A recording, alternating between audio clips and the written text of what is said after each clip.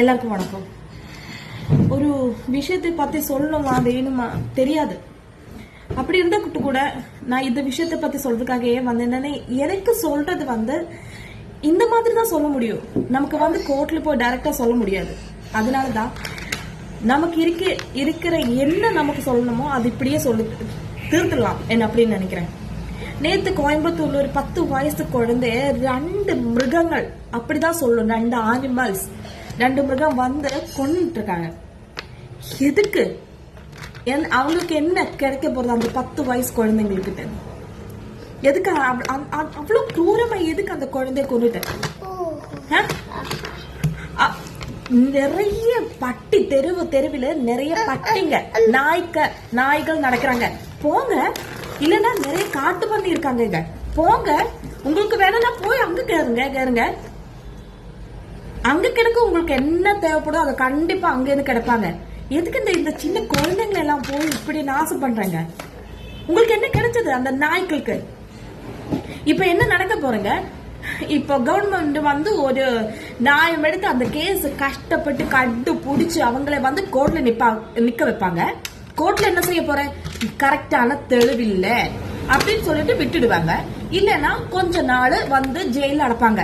அவ்வளவுதான் கிடப்பாங்க. இந்த வழக்கு தொடர்பாக 2 குற்றவாளிகள் கைது செய்யப்பட்டிருக்காங்க. இந்த சம்பவம் பற்றி முழுமையான மற்றும் விரைவான விசாரணை நடத்தவும் உடனடியாக குற்றப்பத்திரிகை தாக்கல் செய்ய தேவையான எல்லா நடவடிக்கைகளையும் எடுக்கவும் காவல்துறைக்கு உத்தரவிட்டிருக்கேன் அப்படிங்கிற மாதிரியும், பெண்களுக்கு எதிராக இந்த மாதிரி செயல்களில் ஈடுபடுறவங்க சட்டத்தின் கீழ் கடுமையான தண்டனை பெறுவாங்க அப்படிங்கிற மாதிரி தமிழக அரசு உறுதி செய்யும் விதமா நான் இது உறுதி அளிக்கிறேன் அப்படின்னும், இதுக்கான எல்லா உடனடி நடவடிக்கை மற்றும் தேவையான நடவடிக்கைகள் எடுக்கப்படும் அப்படின்னு தமிழ்நாட்டு முதலமைச்சர் ஜோசப் விஜய் அவர்கள் அவருடைய எக்ஸ் பக்கத்துல இந்த பதிவு போட்டிருக்காரு. அதுக்கப்புறம் என்ன நடக்க போற? எதுவும் நடக்க போறது இல்ல. அந்த குழந்தை அந்த அப்பா அம்மாக்கு திரும்பி கிடைக்குமா? இல்ல. அந்த உயிர் திரும்பி கிடைக்குமா? இல்ல. அந்த குழந்தை அனுபவிச்ச வேதனை குறைஞ்சு போடுமா? இல்ல. இப்பதான் கடவுளை பத்தி யோசிக்கிறாங்க. கடவுள் இருக்கான்னு நம்ப முடியலைங்க. கடவுள் இருந்தா இப்படி எல்லாம் நடக்குமா? கடவுள் பார்க்கலையே அந்த குழந்தை அழுது பார்த்துட்டு. ஐயோ, நிஜமா சொல்றேங்க. நேத்து நான் இத மாதிரி வீடியோ எடுக்கிறதுக்காக ட்ரை பண்ணேன். ஆனா எனக்கு அது பேச முடியல. அந்த அளவுக்கு மனசு உடைஞ்சு போறாங்க. சின்ன குழந்தை 10 வயசுதான். யாரு தட்டு கேட்பா? யாரு இதுக்கு நீதி கொடுப்பா?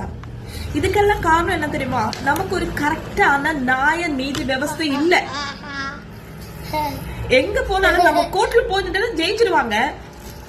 ஏன்னா அட்வொகேட் 2 பிரதிக்கும் வாதிக்கும் அட்வொகேட் இருந்தா பிரதிதான் ஜெயிச்சிருவாங்க. இங்க சத்தியம் ஜெயிக்க போறதில்ல. அந்த 10 வயசு குழந்தை நான் ஒரு அம்மா, எனக்கு புரியுது அந்த அம்மாவோட வலி.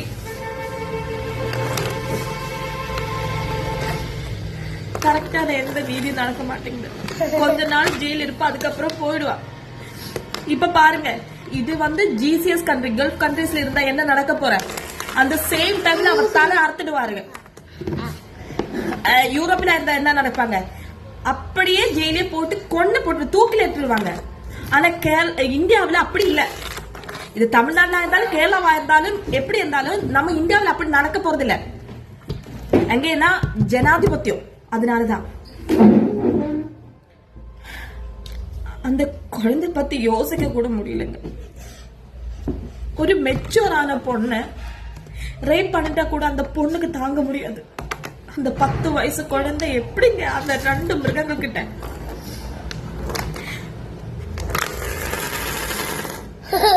யோசிக்கும் போதே தலை சுத்தி வருது. தூங்க முடியலங்க. நிஜமா சொல்றேன்.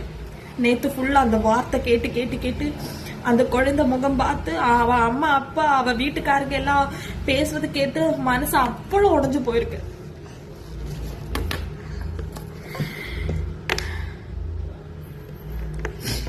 நம்ம சீஃப் மினிஸ்டர் விஜய்க்காக என்ன பண்ண போறீங்க சார்? நீங்க கஷ்டப்பட்டு கண்டுபிடிச்சு நீதிமன்றத்தில் கொண்டு போட்டு விடுவாங்க. அந்த கோர்ட்டில் கொண்டு போவாங்க. அங்கே மத்தியான தெளிவில்லைன்னு சொல்லிட்டு அவங்களை விட்டுடுவாங்க.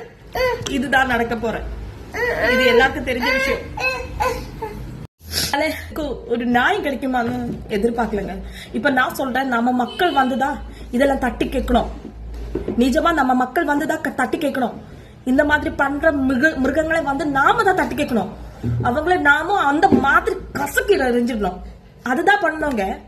அந்த 10 வயசு பொண்ணா ஜனிச்சதால அந்த குழந்தை அதை அனுபவிக்க வேண்டி வந்தது. என்னங்க உங்க அம்மா தங்கச்சிக்கு இருக்கிற அது மட்டும் தான் எல்லா பொண்ணுங்களுக்கும் இந்த உலகத்துல இருக்காங்க. செப்பரேட்டுக்கு என்ன எல்லாம் இருக்குமோ அதுதான் எல்லா பொண்ணுங்களுக்கும் இருக்காங்க. அதுதான் கடவுள் எல்லாருக்கும் கொடுத்திருக்காங்க. மத்த பொண்ணுங்களுக்கு எதுவும் மாத்தி பண்ணலாங்க. இந்த மிருகங்களை நம்ம மனுஷன் நம்ம மக்கள் தான் கேட்கணும். விடவே கூடாது. இந்த மாதிரி சின்ன குழந்தைங்களை எல்லாம் ஏங்க 10 வயசு குழந்தை, சின்ன குழந்தை, பிஞ்சு குழந்தை. as a parent அது தாங்க முடியாத அளவுக்கு வருத்தமா இருக்கு. நானும் ஒரு அம்மா. எனக்கு பொன் குழந்தை வேண்டாம், பெண் குழந்தையே வேண்டாங்க. அப்போ கேட்பாங்க ஆண் குழந்தைன்னு கேட்கும்போது இந்த ஜெனரேஷன் பத்தி கேட்கும்போது பயமா இருக்கு. எங்க பார்த்தாலும் மயக்கு மருந்து கஞ்சா கொள்றாங்க, தின்றாங்க. என்ன வாழ்க்கைங்க இது? பயமா இருக்கு வாழ்றதுக்கு. நிஜமா பயமா இருக்கு வாழ்றதுக்கு. அந்த அளவுக்கு மோசமா போறாங்க நம்ம